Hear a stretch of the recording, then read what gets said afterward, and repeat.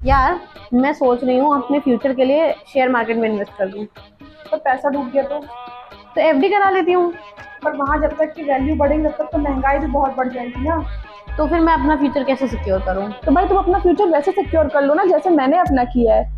तुमने अपना फ्यूचर कैसे सिक्योर किया? लेवानो एक्सपीरियंस सेंटर के हाइब्रिड पार्टनर बनके। इन्होंने शुरुआत लखनऊ से की थी और अब हर नए सेंटर में 2 हाइब्रिड पार्टनर लिए जा रहे हैं। तो सिर्फ 5 लाख रुपए देके तुम भी बन सकते हो इनके हाइब्रिड पार्टनर। 60,000 तक की तुमको सालाना प्रॉफिट मिलेगा। 1 से 3,000 तक तुम पर सेल पर कमा सकती हो। लेकिन यार स्टोर वगैरह खोलना पड़ेगा, सेल्स देखनी पड़ेगी, बहुत काम भी तो हो जाएगा यार तुम्हें स्टोर कुछ नहीं खोलना है, वो स्टोर भी खुद खोलेंगे, सेटअप भी खुद करेंगे। बस तुम इन्वेस्ट करो और मजे करो। यार मतलब इसका मतलब मुझे ईयरली 12 से 15% तक का प्रॉफिट मिल जाएगा, प्लस मंथली प्रॉफिट भी मिलेगा।